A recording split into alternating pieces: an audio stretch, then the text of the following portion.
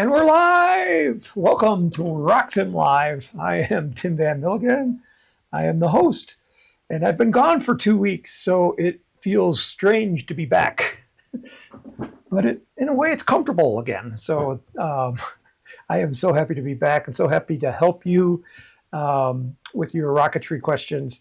That's what we're here to talk about today. This is RockSim Live. So primarily, we talk about RockSim, RockSim Pro, the launch visualizer, but we take general questions as well. So where to begin? It's been like so much has gone on in the last few days, in the last couple of weeks.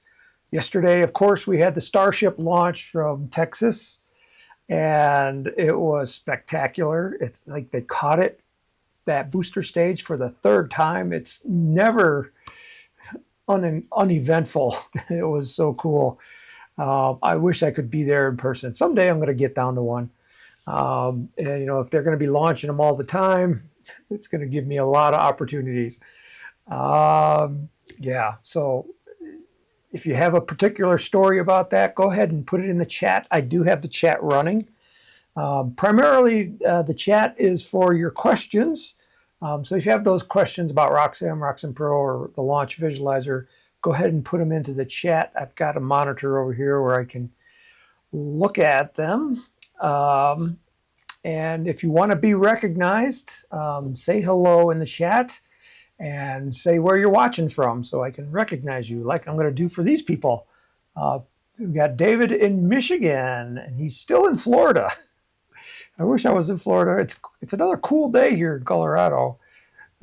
It's getting to be March, and I'm waiting for that warmer weather. Chris's Rocketry and More from Golden Valley, Arizona. Last week, I was actually in Arizona. I was in Tucson. We had a rocket launch down there. It was called, what was the name of it? The Arizona Cup. It was a rocket contest and practice session for the U.S. national team. Try to get our rockets together. We actually had 3 people from outside the United States, 4 people from outside the United States. There was a gentleman from China, a gentleman from Croatia, and I think it was Albania, and then Canada. So it was an international event. It was big. There was like 28 contestants there. There was a lot of kids. That was so great to see all the kids that were down there for that launch, skipping school to launch rockets on a Friday afternoon. And the weather on Friday was just gorgeous. It was in the upper 70s.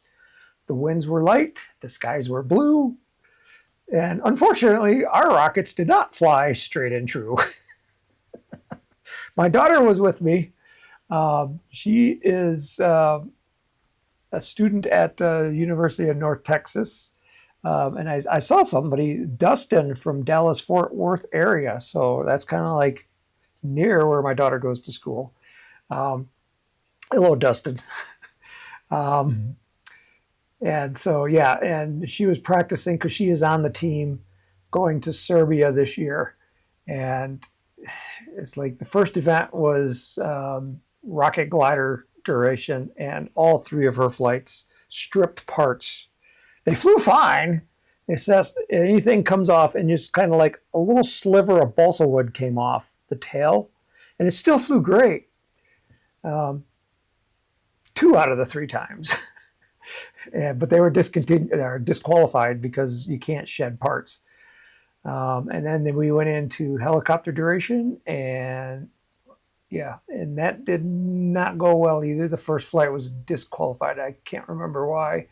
The second and third flight, I think they flew okay, but after a disqualification, you can't really come back and score good. And then in streamer duration, she had 2 good flights, but not, again, 1 disqualification at least. I couldn't watch her flights as much as I want because I was helping run the contest, just helping out as a timer and check in and things like that. So it was, don't remember her flights as clearly as I should, because we got to make some changes, try to figure out why they didn't go as good as they should have. Speaking of that, my daughter and I, we got notified that there's somebody that's making a documentary on model rocketry for a film festival. And they were looking for a subject to be in this documentary. And for some reason, they chose me and my daughter. And it's going to be a documentary on mentorship, my mentoring my daughter, but then also at the same time, what it's like for her as being part of the U.S. national team going to Serbia and flying rockets internationally with other countries. And so the tentative name of this film is called Skyward, but they don't know if it's going to be, if they're going to use that title or not. But they allowed me to say that I can announce it. So it's going to happen, and I'm excited about it. And we'll probably make a documentary here at Apogee to kind of document the documentary and our participation in it. So what they want us to do is to build rockets and, have my daughter build the rockets and me standing over her shoulder, wiggling my finger at her, and, that father-daughter relationship stuff that I hope that you guys have the same type of relationship with your kids and rocketry, because it's just like my daughter's been flying since like she was that big. And now she's a sophomore at the University of North Texas. And this is like where I can be so proud, is like she's doing engineering. So all that rocketry that we've done as she's grown up, I think it's paying off. So I'm so excited for her. She's doing well. She's doing great. She's also an athlete. So she's on the diving team, and she finished up her conference championships a couple weeks ago. So that was like why I wasn't here 2 weeks ago. I was at that conference championship, and unfortunately she got like seriously sick with the flu and a cold. So she didn't do well because of that. And she feels like she let her team down, but I mean, she was throwing up and she was coughing and she just looked so pale. She just couldn't perform, so, but her team did well. The other divers on the team, they did great. So I had a good time down in Texas, and that was also in Dallas, Texas. So that was cool. So that was 2 weeks ago. Yeah. So I'm kind of excited about that documentary. So we're going to kind of document that. We're going to have some fun with it. I hope you get some enjoyment out of it too. We've got Kevin Sandbridge from Forest, Virginia. Brian Senilowski. He says, "Hi, Tim. It's Brian from South Bend, Indiana. That's near Notre Dame. Thinking about purchasing the Kestrel rocket today. Ooh, that's a good one. We were just talking about that one today or yesterday in our staff meeting. We were saying, hey, wouldn't it be cool to have a flyaway rail guide for that rocket? We're thinking about it. Dustin says the Starship was another spectacular yet expensive fireworks show. Go fast and break things. Troy Ermet from Riverton, Utah is here. Guppy Guy from Boise, Idaho. That's a new name that I haven't seen before. And Terry Wheelock, he says, blah, blah, blah, blah. Get to the rockets, Tim. Dustin says, my brother went to UNT, now a level 5 at Lockheed Skunk Works. I don't know what a level 5 at Lockheed Skunk Works, but I'm betting it's better than a level 4. And Wheelock's World says, my coach went to UNT. Cool. And Troy says he flew the Kestrel twice last weekend. So that's great. Okay, so enough about me. Let's talk more about me. Let's talk about RockSim. Let me turn on my desktop here. So this is the RockSim, actually, the Apogee website, apogeerockets.com is where you find RockSim. And if you go to the homepage, and I'll click on that, and let me see if I got this screen adjusted just right. If you go to the homepage, there'll be a banner here that has RockSim 11. One of our newest rockets, which was released 2 weeks ago, was the Invicta. And so there's a banner for that.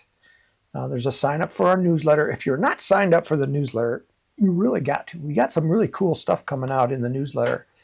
Next week we got next week we got another article on computational fluid dynamics and RockSim. So it's kind of like the culmination.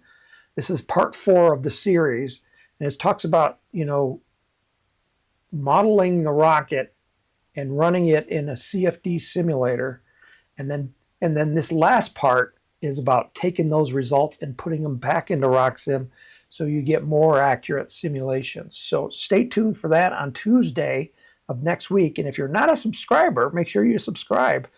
And it's free. It's like nothing better than that, right? There's also a banner for the launch visualizer in there. And if you scroll down on our page, you click on this image right here, and this will take you to the RockSim Live training archives. So this is all the previous archives, and it tells you what we've talked about and the timestamps in those episodes where you can find that information. So episode 194 was on February 14th. That was Valentine's Day. We talked about, pulling engines from thrustcurve.org, and if you click on the timestamp, it'll take you to that link on YouTube, so you can just watch it right there. So I would recommend, if you have a question about, what we've talked about in the past and you want more information, come to this page. If you want to know more about RockSim, click up here at the how-to and guides, come down here to software, click on that.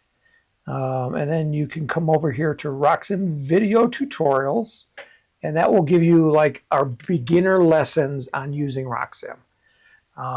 And if you want even more information, there's just so much information here, where you can download a free trial. And it's a 30-day trial that you can try it out and see what it does. It's got just 2 limitations. One is that the rocket will stop at Apogee. I think that's the only limitation. So yeah, other than that, it will tell you how high it goes and things like that.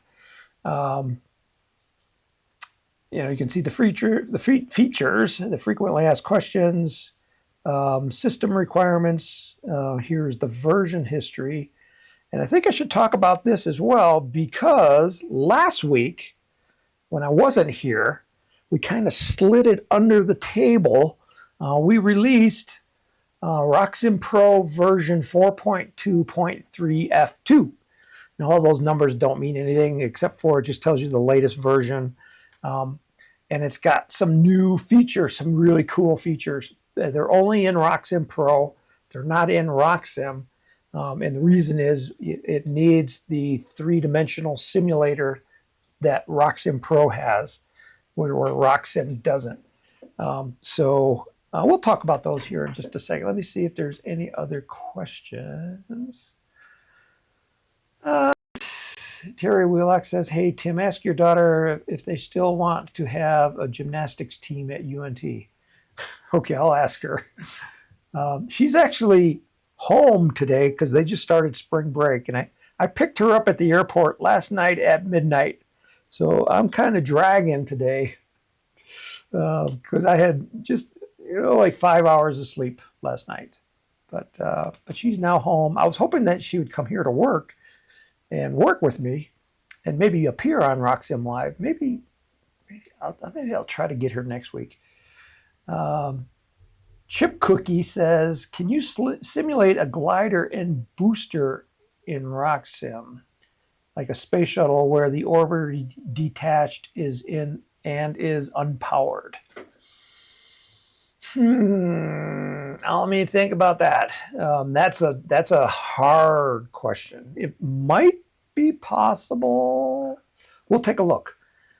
Stuart Greenlee is here, and he's Tim. He says, Tim, what is shaken, bacon?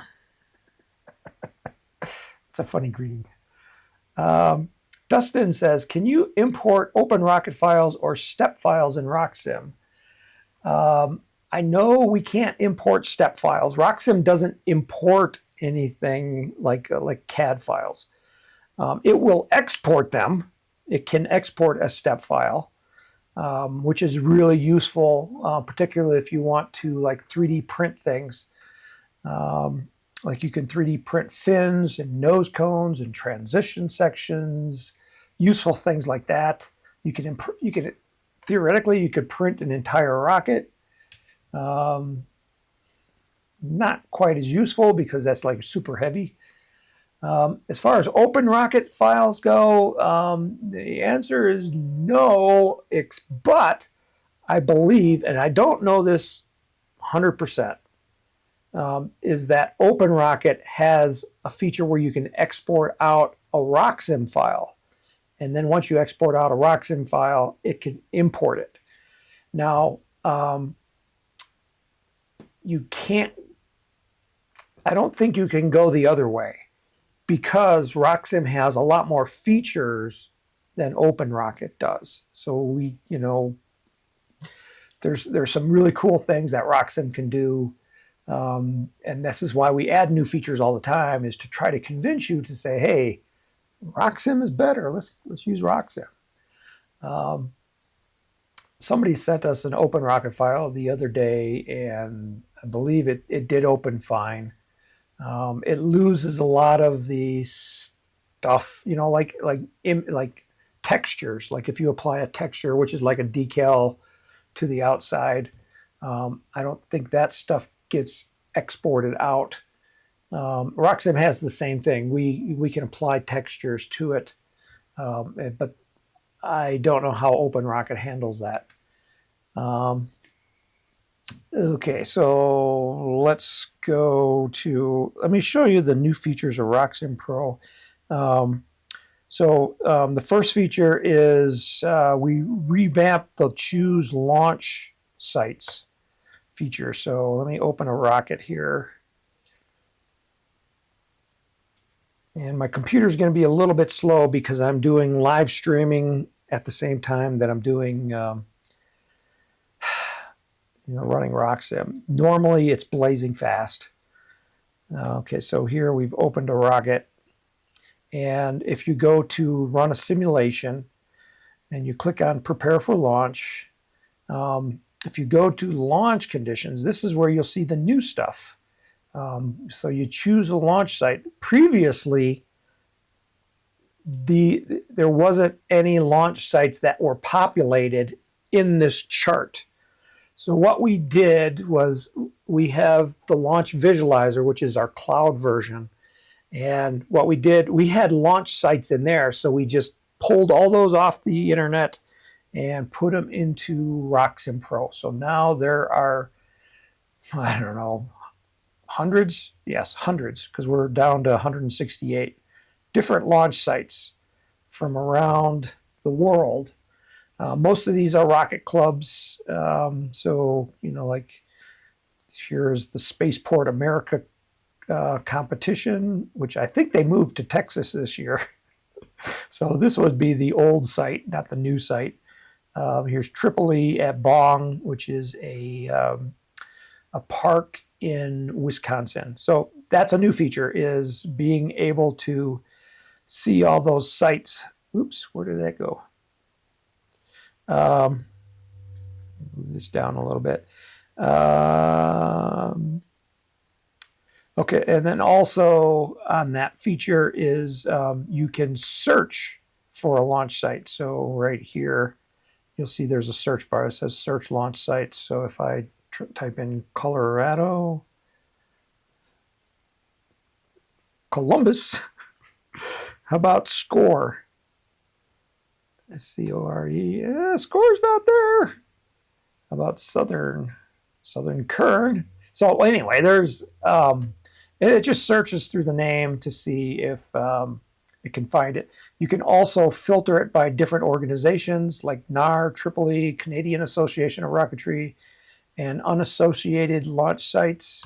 Let's see. So these are unassociated. They might be this one I put in myself. This is the Nike Hercules launch site in San Francisco because we released the Nike Hercules, and I said, wouldn't it be cool to launch this rocket in RockSim from a actual site?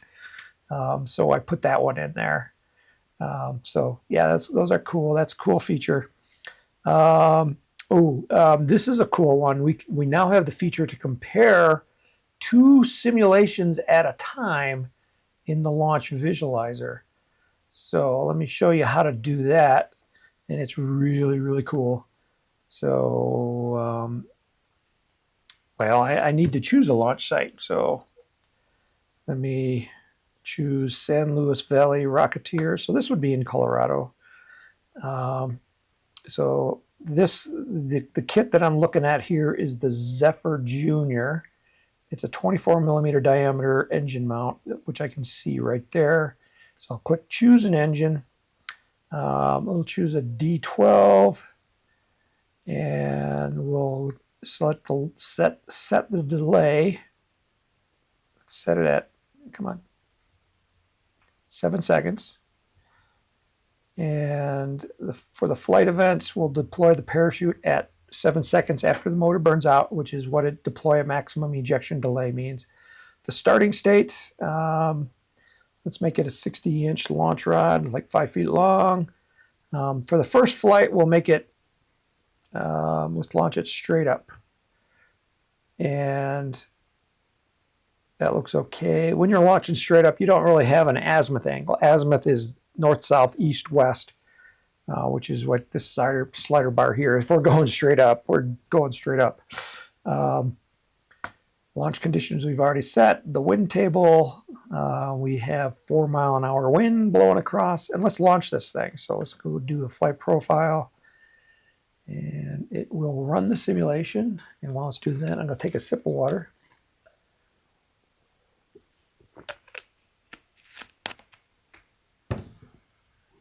While I'm saying that, Terry Wheelock says, do you have Jeff Bezos' launch site 1 in RockSim?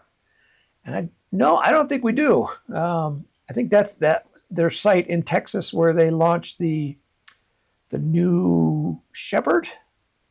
Is it the New Shepard? Or yeah, it's the New Shepard, not the New Glenn. The New Glenn is the big one. The New Shepard is the small one. I don't know where that one is. So if you have the coordinates for that, come on, just email it in and we can at least add it to the launch visualizer. Okay, so now why is this now running this simulation? Oh, it threw it in the back.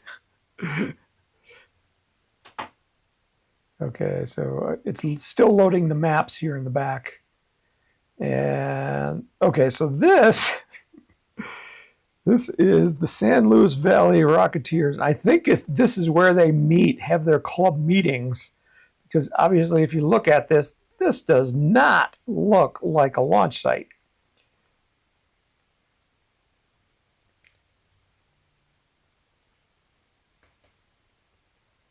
Yeah, that looks like a building.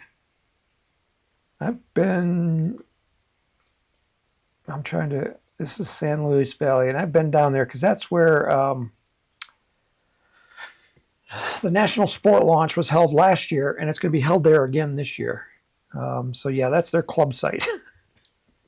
But we can launch from there, and when we launch it, the rocket is way here where my cursor is, and I'm zoomed way out. If I zoom in, we launched it from the roof of that building right there. And it's coming down, and it's going to, you can see this is where the parachute popped out, and now it's coming down, and we'll see where it lands. It lands a block over And what's there? Is that a parking lot or is that another building? I think that's another building. These are probably air conditioning units on the top of the building. So not the greatest launch site. But anyway, so that was our first simulation. So let's run another simulation. And we'll do prepare for launch again. And this time, what I'll just do is I'll change the launch angle. I'll cant it over, 8.25 degrees. And this time I will set an azimuth angle, and I'll point it south. So this, imagine this is a compass. So north would be up, south is down, east is to the right, and west is to the left. And I'm going to type in 180 degrees. So that's exactly south. And we'll launch it again. Okay, so it's launching now.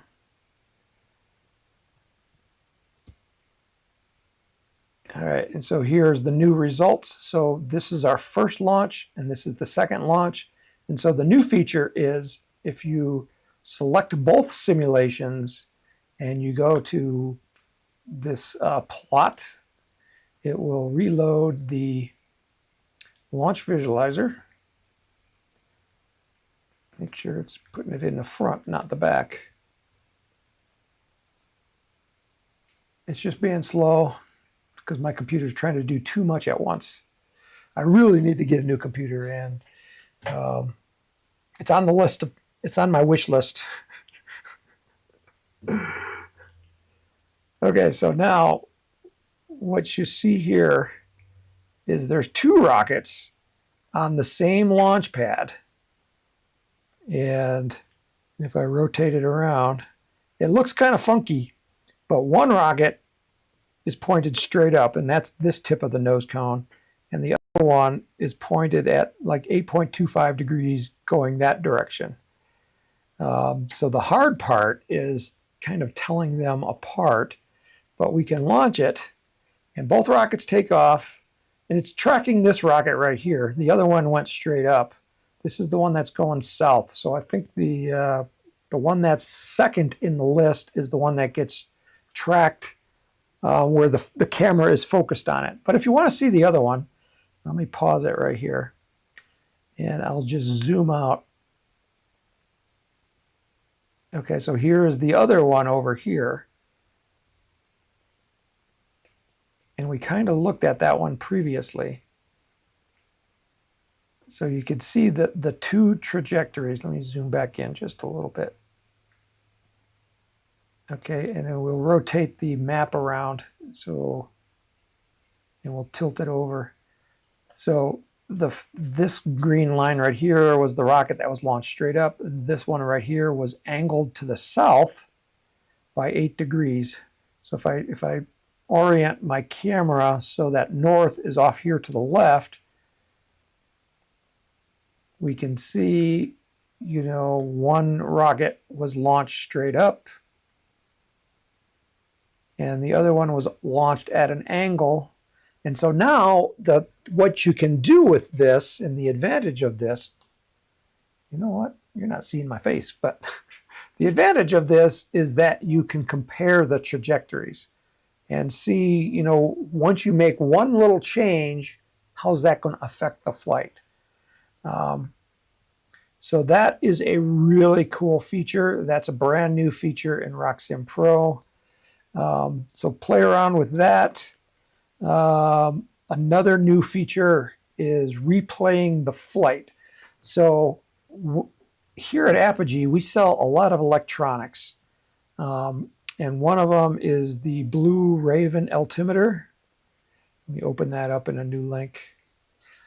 And this altimeter, this is a recording altimeter, but it records a lot of information. It's just not altitude. It also records acceleration and orientation, so the roll angle of the rocket and which direction is north. I think it has a magnetometer in it, so it knows which direction is north.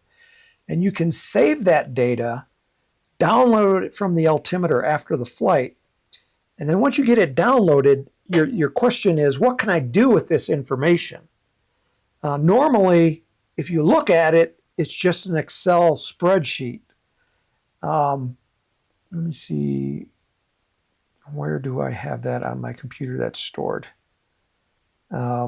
Anyway, but in RockSim, what you can do, or RockSim Pro, what you can do is I can load that information into RockSim.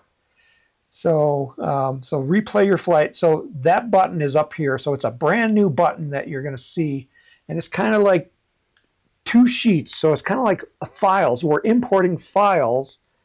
And it's asking us what files do we want to open. So we're going to open an Excel spreadsheet, you know, a CSV file. And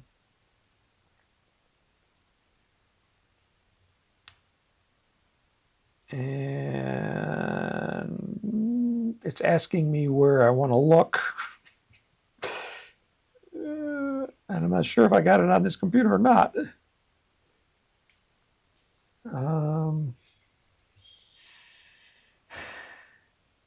The victim, okay. I think it's on my external hard drive, which I don't have here. I have some files that I've downloaded. But basically, what it allows you to do is to import those files, and then using the rocket that you got open, you can rerun that simulation or rerun the actual flight using the actual flight data, and you can see that flight in 3 dimensions and in real time. So you'll see the rocket take off, you'll see it arc over, you'll see the parachute deploy, and then where it lands. And then all while it's doing that, the wind is blowing it around. And so those trajectories aren't nice and smooth like a simulation. They're very jagged. And you can use, and so now in RockSim, we can import those. And also another new feature is we can actually compare this actual altimeter data versus what RockSim would predict for that flight. So I can select a flight and compare it. So basically, when I do compare flight, it opened like this information here on this screen, but it's now in here, and I can select which of these simulations to compare my real altitude data against. So again, we're going to see 2 rockets on the pad, and we're going to see where they diverge, and it allows us to compare those 2 flights. And the purpose of this is now once you can compare a predicted flight versus an actual flight, you can see, you can make a judgment and say, hey, is RockSim actually making good simulation predictions?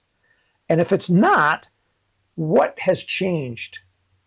And this allows you to really look at your simulations and make comparisons, and you really learn a lot about your flights. You can say, okay, you start with the question, why aren't they exactly the same? What is different? You know, the big one is wind. But then there could also be like pressure differences, like you know, the atmospheric pressure on the day of the launch. The temperature on the day of the launch. And then there's also, you know, RockSim assumes that everything on the rocket is perfect and perfectly aligned. But when you actually build a rocket, you know, you might have a fin that's a little bit warped, or you might have more drag on one side or the other that's going to cause the rocket to, you know, deviate from, you know, its predicted path. So it allows you to do compare and contrast. This is what, you know, is really going on right now at SpaceX. You know, they had a predicted simulation, and they got their actual altitude data back, and now they're trying to compare, you know, like what happened. And this is what we want to do in our own simulations to learn about our own rockets. It's, you know, you're going to learn a lot. It's highly educational. You know, it may be disheartening to learn that things aren't perfect. But it's that starting point that allows you to make those comparisons, and that's what we really want to do. And that's, you know, that's why we run simulations, because we want to be able to predict what's going to happen, And then once it actually does happen, we want to make those comparisons. So those, let me see if I missed any other features. Also,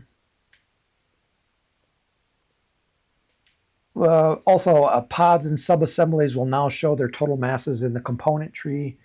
That's kind of a minor feature, but it's something that was kind of bugging me that, you know, it wasn't showing up. And then we fixed a bunch of bugs. There was one bug that was causing a crash, and so that bug got fixed. So now we're back to that point where we know of nothing that's causing RockSim to crash. Let me go here to the chat. If you have a question, go ahead. There's still time to, you know, put in those questions. Dustin says, I use much more powerful CAD tool. It would be great if RockSim could import a step file. It might be missing inertia data, but that could be overcome by applying properties during the import. This gets into that article that I talked about earlier about computational fluid dynamics.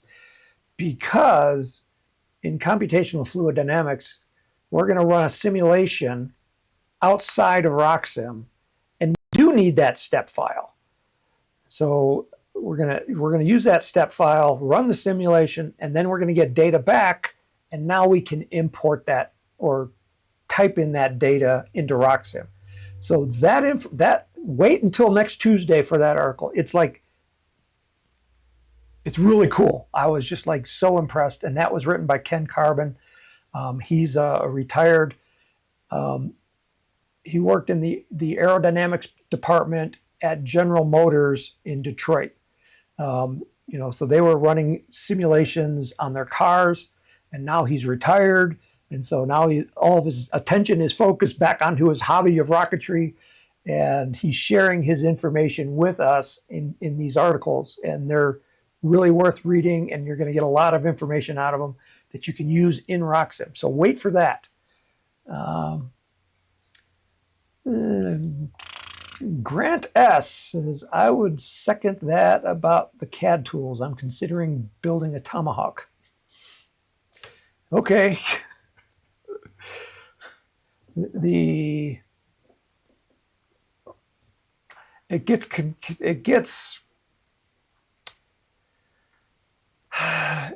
gets complicated when trying to import CAD files because RockSim needs to know where things are located. You know, like, you know, in a CAD file, you don't typically put a parachute in there, but that's important to RockSim and what the size of that parachute is when it's fully opened. And that's information is not in a CAD file. Also, in a CAD file, you know, like a rocket motor isn't a rocket motor. It's just a solid lump. But in RockSim, that rocket motor provides a force, and we need to know where that force is acting on the rocket. So it gets really complicated. So you could import a file, but then you still have to go back into it and designate each component and what its purpose is. So that's where it gets really tricky because RockSim is not smart enough to know that that lump in the back that looks like a cylinder and has a nozzle on it, it doesn't know that that's actually a nozzle or a rocket motor. It has to be specified as a rocket motor. So I know where you're coming. The next best thing is running the simulations in CFD and then bringing those into RockSim. That's the next best thing. It's not perfect. It's not definitely not perfect, but it's really cool. Grant S. He says he wants to do RC boosted by a D or larger engine, and importing the wing attached bulkhead from SolidWorks would be nice. Yeah, that would be nice. Wheelox World says, Chip, post a pic on a post on your channel. I can design your a rocket booster with glider. Oh, he's talking to Chip, I think. Stuart Greenlee here says, Tim, can you fix my Apogee simple tracker transmitter because Joe Keen broke mine? My electronic antennas are falling off.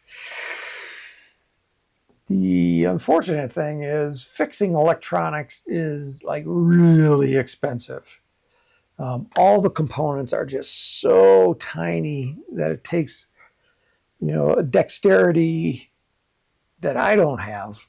And so they would have to go back to the manufacturer, and they would charge a fortune. That's like really hard. Yeah, you can see that I'm saying that's probably not possible.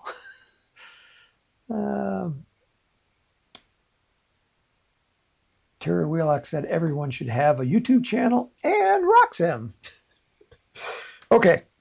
I did get a couple of questions that were emailed to me in the last couple of weeks. The first one was from Douglas Aguilar, and he says, I finished building my TTV, and I'm trying to figure out the data I need for inputs for the altimeter firing that is needed. Can you show us how to use RockSim to come up with those values? For example, how many seconds before igniting the main, etc. I'm using an egg timer quantum, but the data should be basic regardless of electronics. Okay, so let's open up a TTV rocket.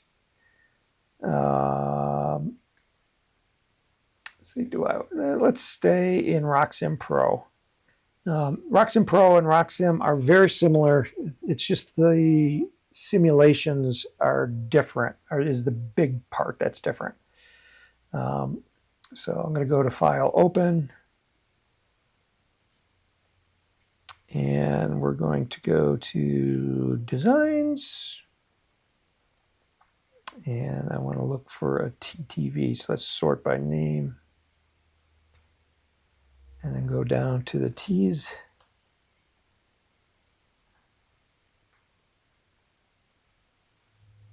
TTV.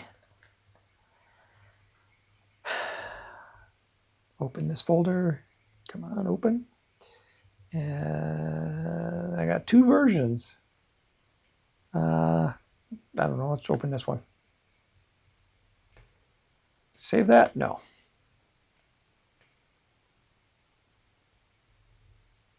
Okay, so here is the TTV rocket. Let me make this bigger so you can see it. So it's a two-stage rocket. This one we sell here at Apogee Components. The upper part is a BT60 size, and it's, you can't see me, but let's see. Let's go here. I'll tell you how long it is. We have this measuring tool in RockSim, so I can click on it and then click here at the tip of the nose and the tail. Okay, and it tells me it's 22 inches long, 22.83 approximately. So you can get an idea how big it is. And I said it's 1.637 inches in diameter, and you can see that right here, 1.64. It just rounded it up. And so it's a two-stage rocket, and we're going to use two rocket motors.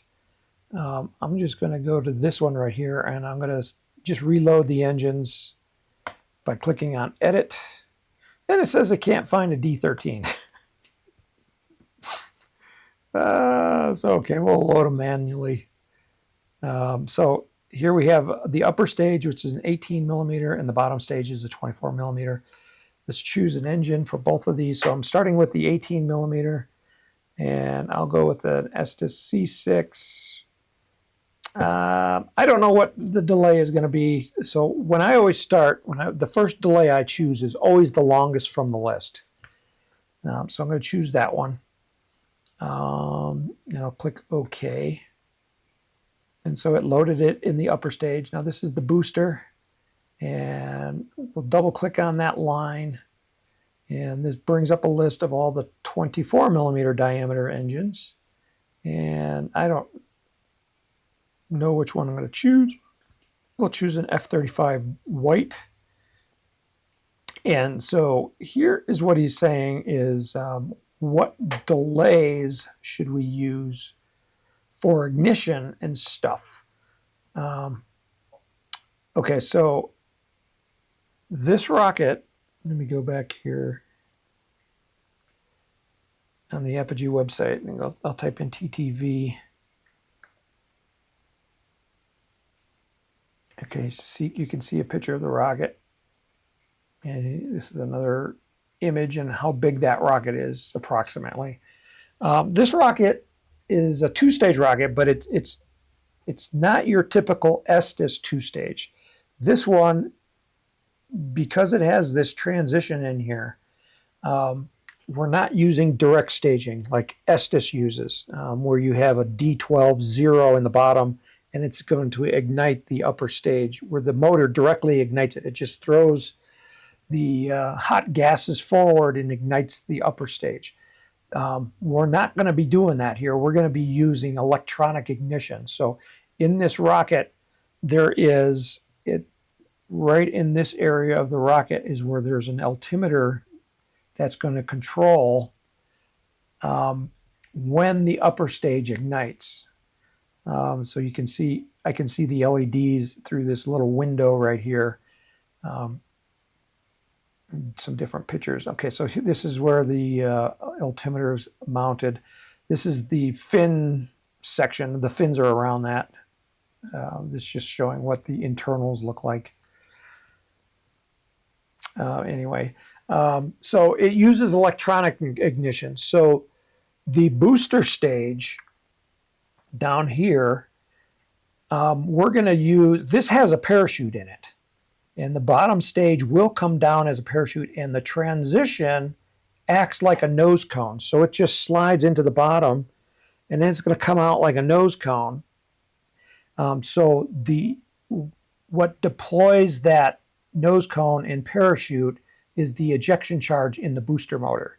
So we need to find out where to deploy that parachute. That's the first thing that we need to find out.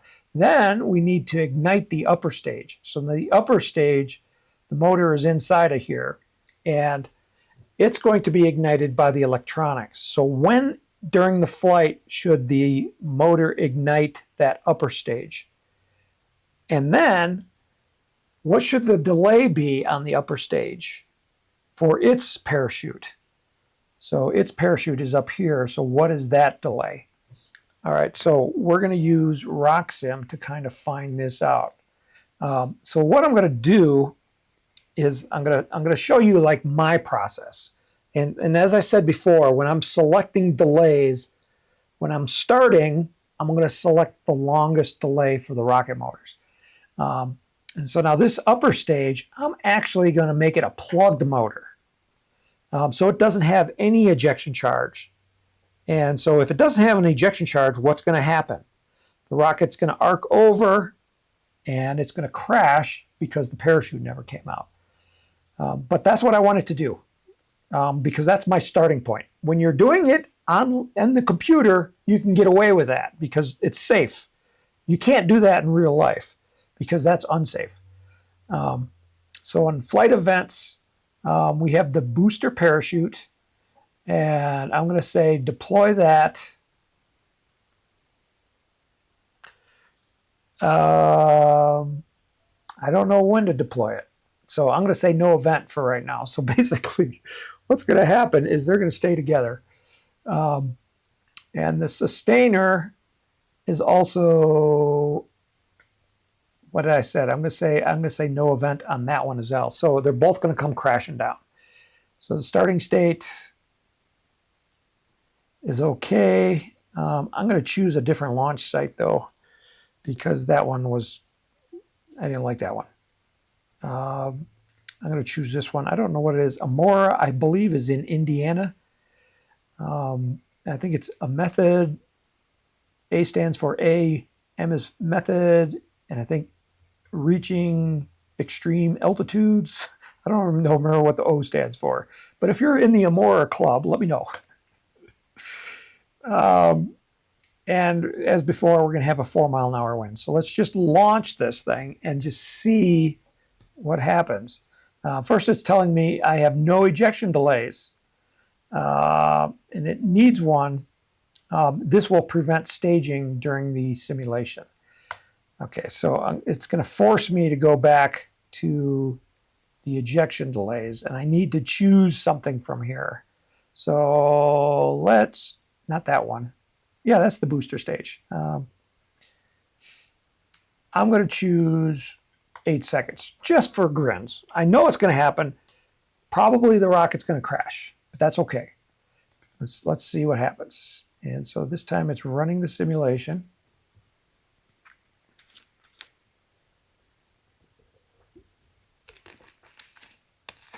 Johan is here from the Netherlands, and he says he built a tailpiece for a BT-80.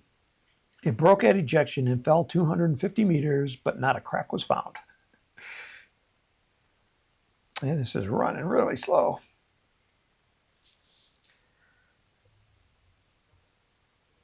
Okay, so I can tell already this icon over here means the rocket crashed. It's kind of like the rocket came down and the nose bent sideways.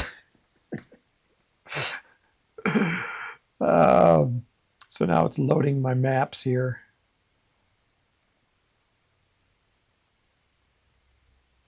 Still loading.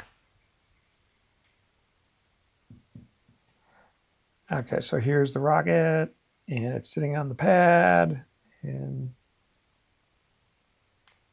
still loading. Okay, let me zoom out. It's still loading. See if this is a better launch site than before. Definitely. I'm seeing green instead of buildings. It kind of looks like it's being launched. That kind of looks like, that's a nice, perfect circle there. This kind of looks like a golf course.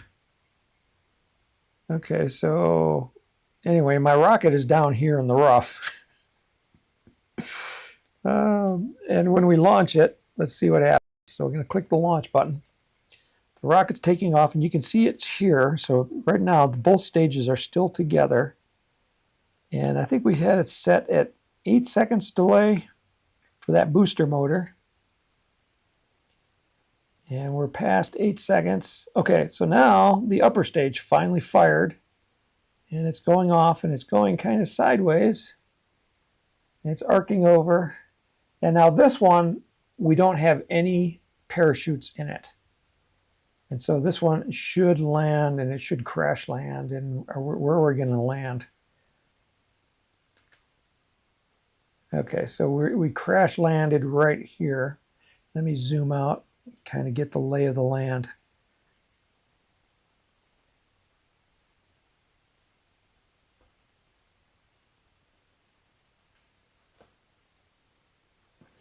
Okay, so here is our trajectory. Let me swing it around so we can see it a little bit better. This is like a crappy launch site too. Why would I be launching from the trees? Anyway, right here where my cursor is the launch pad right there. So the rocket took off, it coasted upwards, and then the booster stage fell off right here. And this is the booster stage trajectory as it's falling to the earth. And then the upper stage ignited. It hit the apogee point right there, that red dot, and it arced over and it crashed right there. So this is definitely a bad flight. So how do we know it's a bad flight? Well, these red dots indicate, these are our first indication that the trajectory of the rocket is going too far horizontally and not enough vertically. In the settings, I can turn on the weathercocking cone. And I turn that on.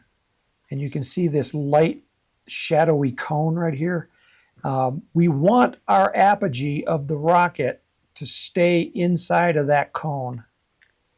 And this rocket does not. It arcs over, and the red dot means it's outside the cone. And my computer is being slow, so there it is.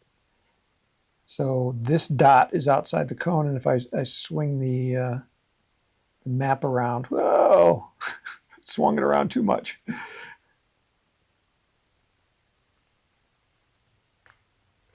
Now I'm looking at it from a different direction.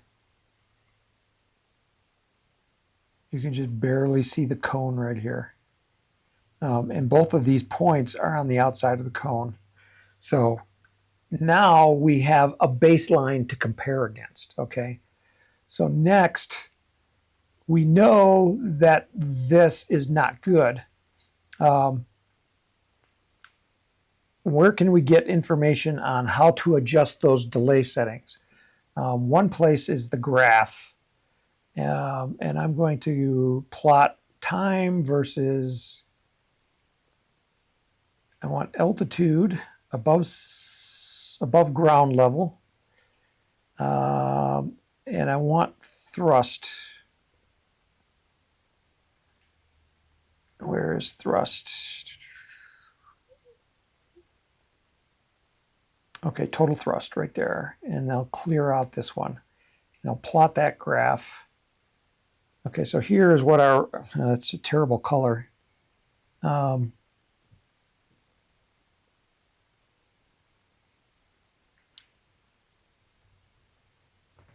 Okay, so I'm looking at, it's a terrible color. I can barely see it. Let me go back to preferences.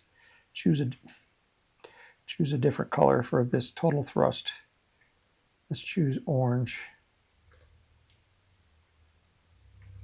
And plot that graph again. Okay, that's better. Okay, so here's our total thrust. So now this first one right here is the booster motor.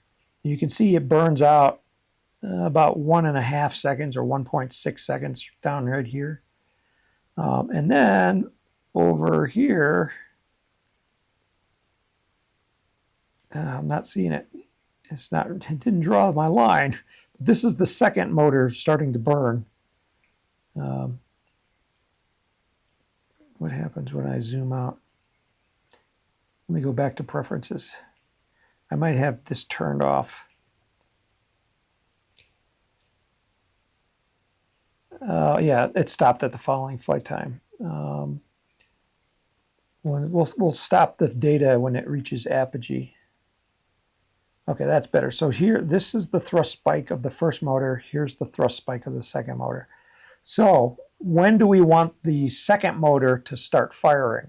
Well, ideally, the best situation is that it starts firing as soon as this first motor burns out. So what will happen is the rocket will go boom, boom, whoosh, whoosh.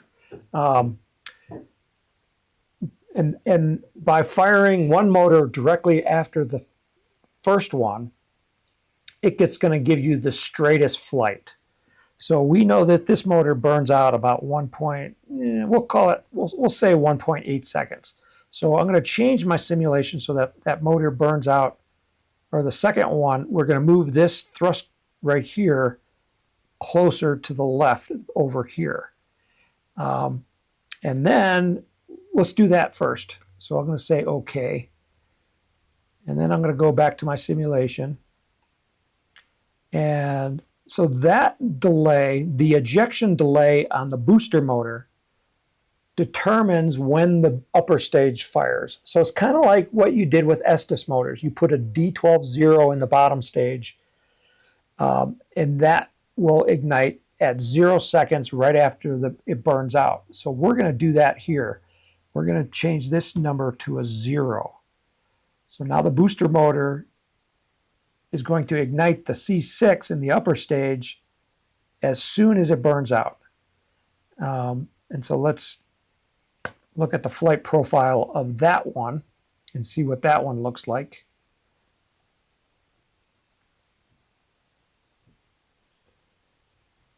So the booster stage has landed, and that's why it says landed there. And the upper stage is still coming down.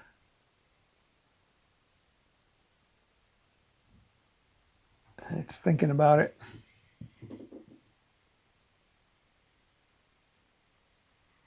Johan says, I must say, this is cool simulation stuff. I have to agree with you. I just wish it was faster on my computer, but I have a slow computer. It's getting old. I think it's like 3 years old now. and it doesn't like running live streams at the same time. So again, if I look at it, a quick look, it crashed. But again, the reason it crashed is because the upper stage doesn't have a parachute. But if I kind of peek over here, it did go a little bit higher. Not much. So something is still wrong. So let's take a look and see what's wrong. And I always like to look at the actual flight profile, you know, this 3D simulation to figure out what's wrong, because seeing a picture is worth 1,000 words, right? Okay, so our flight time is now 90.44 seconds. Let's launch. Oops, I want to zoom out, not zoom in. All right, and let's launch and see what happens. So the rocket's taking off, and there it fired off the upper stage. It's actually pretty good. And we'll see where the apogee is. We're going to get close to apogee. We're getting closer. It's slowing down. Okay, so notice that it's a green dot this time. So green dot means it's inside that weathercocking cone. So that's a good flight. So now the rocket is tumbling. It didn't streamline in like it did the first time, which is interesting.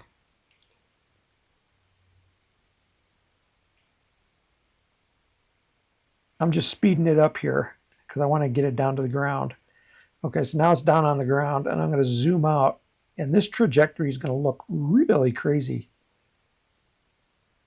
Holy cow, I've never seen a trajectory like that. This is awesome. Look at that. I don't know if you notice it, but see that red line right there on the ground? This is like if you were standing under the rocket and you were directly overhead, this is the path you would have to run to stay directly below the rocket. So because the parachute didn't come out, this rocket actually started gliding. And you can see this is like the strangest trajectory I've ever seen in RockSim Pro. If we look at it, looking straight down on the rocket,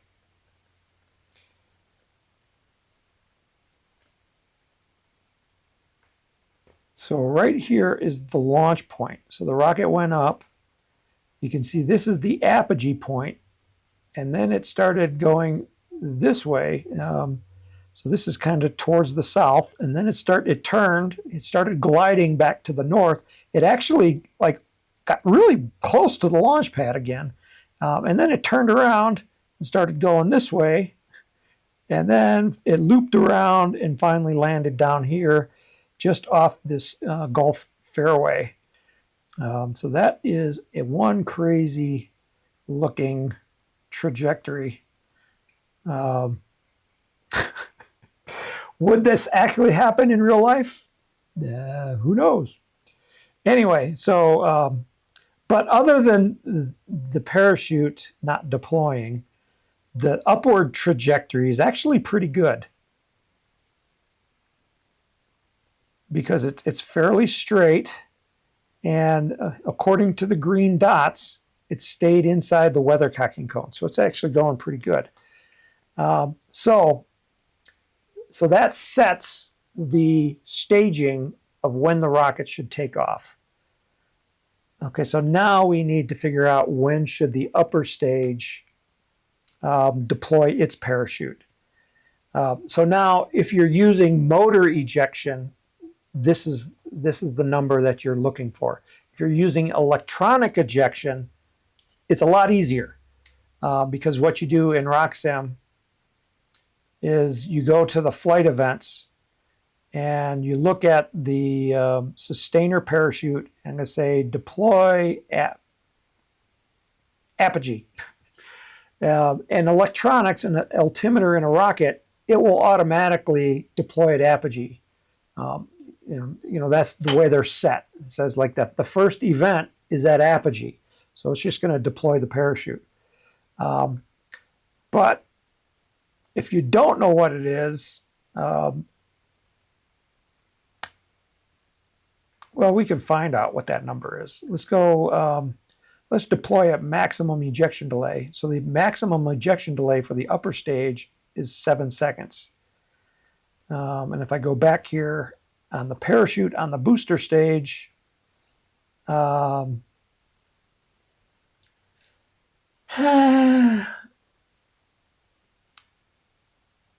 call this deploy a time after ignition. Our ignition burnout occurred about 1.8 seconds.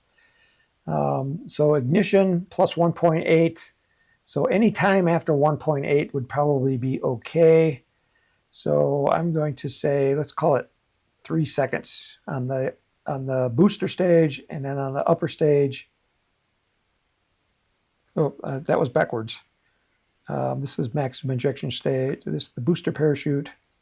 Oh, this one allows us time after stage separation. So once the stages come apart, let's set it at like 2 seconds. So let's that booster.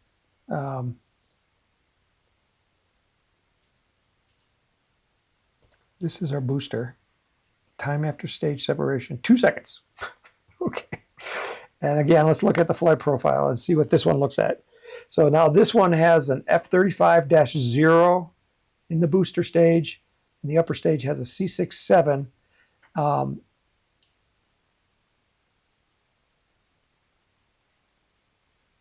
And the upper stage actually is being ignited by the electronics, so it's ignoring the 0.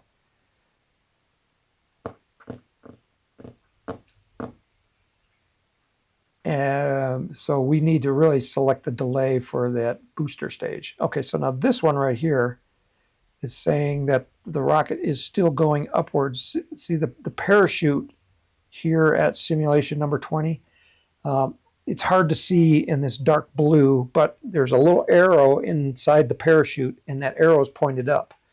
That means that the rocket was traveling upwards when the parachute deployed. So it still has some forward, upward velocity when that parachute came out. So the delay is probably a little bit too short here. So let's back this out. This one stays in the air a lot longer. And the reason is that the parachute pops out. And so now it's coming under parachute. So the booster stage dropped away, the upper stage ignited, it's coasting. And 7 seconds after burnout of the upper stage, we should see the parachute. We're getting close. It looks like it's really slowing down. It was almost to apogee when that parachute came out. And so now the parachute on the upper stage came out, and it'll come back down to the ground, and I'll just speed it up along here. And I'm going to zoom out.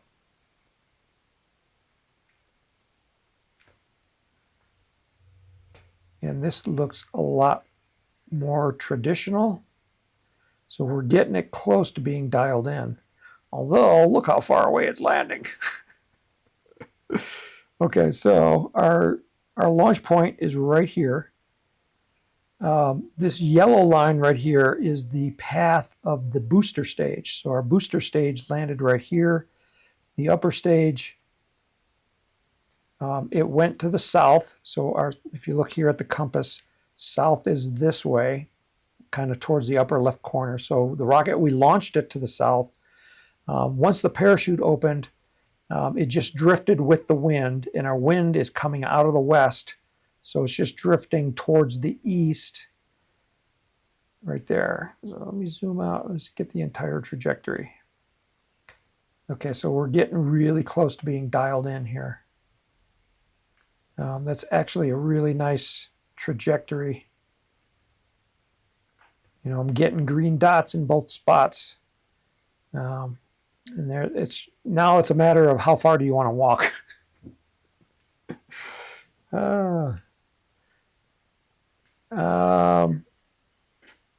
Okay, so now in our booster stage, to use an actual delay here,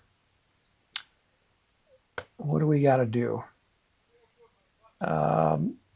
This is where you got to use your head a little bit. Because the 0 controls when the upper stage ignites. So although when we actually buy an F-35, you know, our options are 5, 8, or 11 seconds. I would probably choose the 5-second because right now we've got it set at 2 seconds after motor burnout. Motor burnout was 1.8 plus 2 is 3.8 seconds. So 5 is the closest, and that's why I would choose the 5. The upper stage is being ignited electronically, so whatever delay is in here, it's going to ignore it anyway. So this still works. So this is how you would set it up in RockSim for an electronic ignition of the upper stage. So I hope that makes sense.